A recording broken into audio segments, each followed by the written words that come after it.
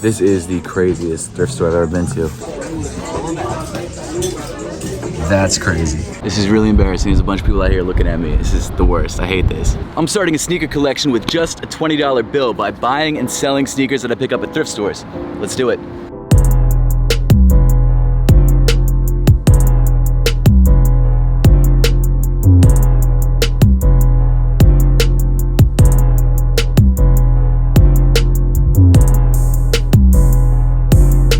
What's up everybody, I'm Seth Fowler and welcome to Season 2 of the $20 Sneaker Collection. Season 1 was by far one of the most fun projects I've ever done on YouTube, and because of that, I had to do Season 2. And based on your feedback from Season 1, I'm making a lot of changes to Season 2 to make it a better series overall. And as you already saw, one of those changes is the brand new intro. Shout out to Carrium for making that intro possible. It's sick. But this time around, not only am I changing the way that I do certain things in this series, but I'm also changing the end goal. So instead of ending the series with one big grail sneaker like I did last time with the Air Jordan 1 Dior's, I hope I didn't spoil that for you if you guys were watching the last series, but this time around I'm gonna have a couple of smaller goals. And all of those smaller goals eventually build up into a bigger goal, and at the end of the series we're gonna have a pretty insane collection. And actually in the intro of this video I gave you guys some hints as to what the end goal of the series would be, and if you guys couldn't tell, it's going to be a Jordan clock. So if you have no idea what a Jordan clock is, that idea might sound ridiculous, like what even is a Jordan clock? Well, basically what we're gonna do is create a circle of Jordans that go from the Jordan 1 all the way around to the Jordan 12, essentially making the numbers on a clock. And one of the things that I really wanted to make sure happened is that all of the Jordans that go up on that clock wall are the original colorway of that particular Jordan. So for example,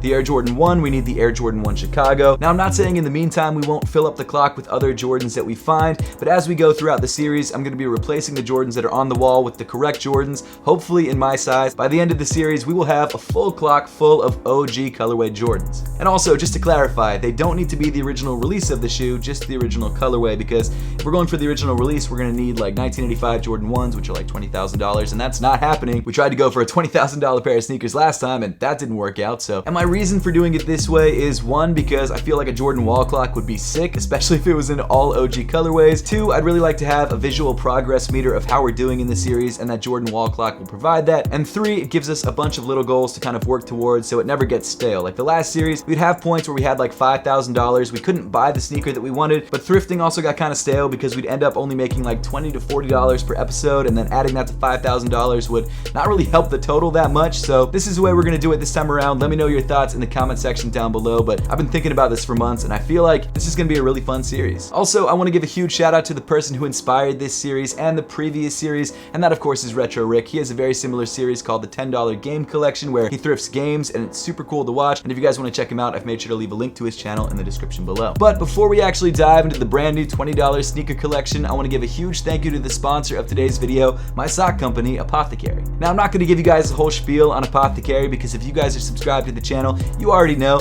I just wanna let you guys know that Apothecary is supporting this series. We create the best socks ever. It was a sock company that I created with a good friend of mine, and we just launched our brand new low top socks. So if you guys wanna check them out, make sure to click the link in the top of the description below. Also, I like to think that we've created the most comfortable socks ever, and we also drop awesome collaborations and limited collections every 2 weeks. So again, if you guys wanna check us out, there will be a link in the top of the description below. But with all that being said, let's get right into it. Man, first day back, can't even believe it. I honestly missed it. I missed sitting outside of thrift stores at 8 o'clock in the morning. Not even lying. Okay, so unfortunately, first stop of the day, doesn't look like there's much. Let's see. Got some Nikes. That's about it, man. That kind of stinks. Man, I was really hoping for something. Well, that's okay. Just the first stop. Okay, so we're here at Goodwill, the place that I got my very first sneaker last time, and I'm hoping to have the same luck today. So, let's see, we got some Vans, some Adidas. Let's see if we can find like an Ultra Boost or like a, ooh, Glycerin 19. This might actually be it, $7.99. That's not bad. Good condition. Let's see, is there any wear? No. A little bit on the edge there. We'll think about these. This is a good option though. Got some LeBrons, New Balances. You know what? I think I might go for the Sauconys, honestly. Let's grab them. There we go, the first shoe. What are these? Adidas somethings, I'm not sure. So as I was getting ready to leave, I actually found a pair of Ultra Boosts, which is perfect because Ultra Boosts will sell very quickly. and they're in decent condition. Let me get away from this speaker. So this pair of Ultra Boosts is a size, looks like a size like 8 or 9. It is a size, oh, I can't read the tag. Okay, so it's a size 9.5, and it is $7.99. A little worn. Oh man, more worn than I would have liked. So the Ultra Boosts are a little worn through, so I'm just gonna leave them, even though I want them. I actually just found some NMDs that are pretty clean. Let me try that. No price on them. And they're kid sizes, so they probably won't sell very quickly, but it's still kind of nice to find. Okay, so first pickup of the challenge, we've got a pair of Saucony Glycerin 19s. Now, I've said this in previous videos, but running sneakers surprisingly sell very quickly, and also they go for a decent amount of money. Like, I grabbed this pair for $7.99, so almost half of our budget. And after looking at comps on eBay, I think I could sell this for like 30 bucks. Hopefully we actually sell for like 30 bucks. But I think that we probably will, and I think these could probably sell, hopefully within the week, because, I mean, a lot of people look for Glycerin 19s. It's a pretty popular model, and they're in pretty decent condition, too. That was actually the reason why we didn't grab the Ultra Boost, even though I think the Ultra Boost would have sold faster, because the Ultra Boosts were in a lot worse condition. I mean, they were worn through the outsole, which is something you can't fix. Like the upper, you know, if there's a little bit of staining or something like that, you could run it through the washing machine and be good to go, but if they're worn through the outsole, that's just always a no-go for me. And a pair of kids' Kyries. $6.99. Got some Asics. Not a bad price, but not a good model. No way. Zoom Max. Decent condition. How much are these going for? Let's see. $14. Man, that is just over my budget. Oh man. They're a little beat though. That's the only thing. They're a little beat and I can't find the size tag. Ugh, it still sucks. You're lying, there's a second pair. No way. What? Why is there 2 pairs of these? That's crazy. Pretty worn, but still. Is it the same price or is it cheaper? Tell me it's cheaper. No price. No price.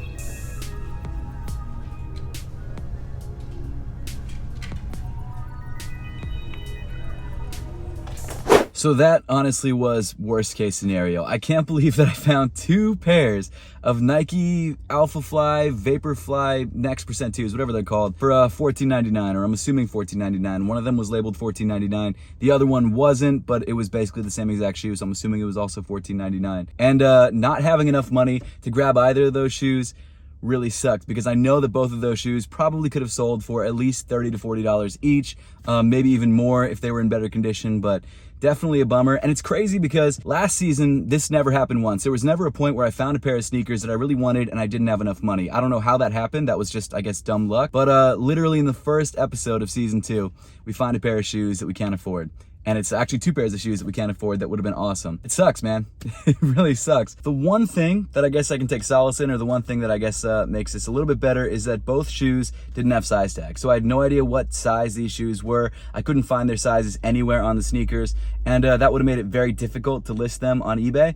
But I mean, that's really the only thing that they had going against them other than some wear. But hey, you know what? It still would have been a problem. It still would have sucked to try and figure that out, because I literally looked everywhere. I looked under the insoles. I looked, I mean, just to see if there was any size markings anywhere on the shoe, and there wasn't. So it would have been a bummer to try and find the actual size of the shoe. But I mean, that's the only thing that really makes me feel any better, you know, so it is what it is. And I'm not gonna lie to you guys, it did cross my mind to break the rules, but that's something that if I do it now, I'm gonna keep doing it over and over and over again, because I'll have broken that, or crossed that line, I guess, and I'm not trying to do that. So we're just gonna, unfortunately, let them go, and hope that we find something similar in the future. So it's crazy, but we actually did end up selling those Brooks Glycerin 19s pretty quickly. Now, as you guys saw, when I found them in the thrift store, they were pretty dirty. So in order to list these on eBay, I did need to clean them up a little bit, and I feel like they went through a pretty decent transition and looked almost as good as new when I was finished. So to try and help these shoes sell a little bit faster, I decided to make them an eBay promoted listing, which essentially means when the shoes sell, eBay takes 4% of your final listing value to promote your listing, but because they're promoting it, it shows up on a lot of people's search bars. So as you guys saw, I paid $7.99 for these shoes, and I ended up accepting an offer on eBay for 24 bucks. Then after subtracting eBay's listing fees and the promotion fees, and also adding the little bit of extra money that I made off of the shipping value because I charged shipping, I was actually able to add $21.20 back into the sneaker collection fund, which left me with a pretty decent net profit of $13.21, almost tripling our money. And because of that sale, we now had a sneaker collection fund of $33.21. I'm in San Francisco for the Dream Crew sneaker convention, and I figured while I'm here, why not go to some thrift stores around the area, see if there's anything worth it, see if there's anything good, and hopefully we can grab something. We've only got like 30 bucks, but hey, you never know.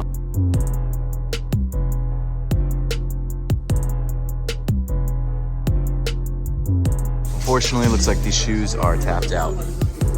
We got here later in the day, maybe they're just all gone. Dang. Okay, so unfortunately, even though that was one of the craziest Goodwills I've ever seen, they didn't have any sneakers, but they did have a lot of iPads and like stuff that I've never seen at Goodwill before, but no sneakers.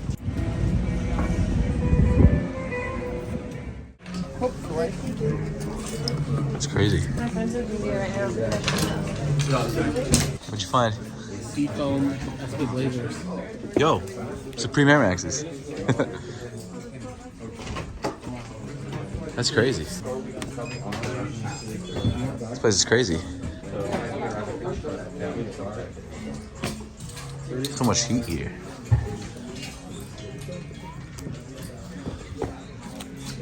$49. Wow. Supreme, dude. What the hell? How much is it? 100. Definitely got 100%.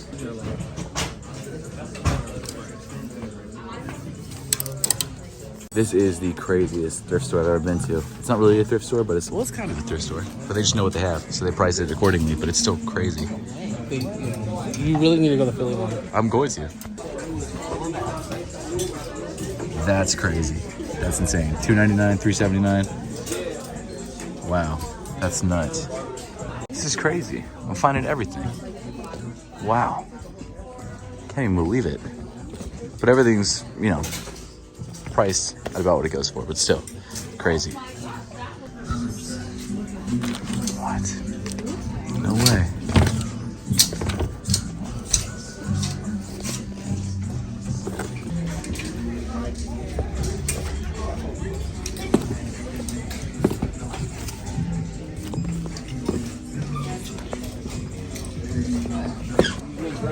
Look at these. These are brand new. That's crazy. Supermoons. This might be one of the craziest thrift stores I've ever been to. A little expensive, but crazy. They have everything. It's nuts. Definitely a spot that I'm gonna have to stop by in the $20 sneaker collection whenever I get enough money. But hey, that was pretty much all of the thrifting that I was able to do this week. Like I said, I was traveling in San Francisco, so unfortunately I wasn't able to end off the week with any pairs of sneakers in the collection. The good news was though, we were able to sell the Sauconys for a pretty decent profit, and I've already started thrifting for next week, and I've got to tell you, next week's crazy, so make sure to stay tuned. But with that, we pretty much finished off the episode for this week. Now I would love to know your thoughts on this episode and what you guys think I could do to improve this series, so make sure to let me know your thoughts in the comment section down below. And as always, thank you so much for watching. Make sure to subscribe if you haven't yet, and I'll see you all in the next one.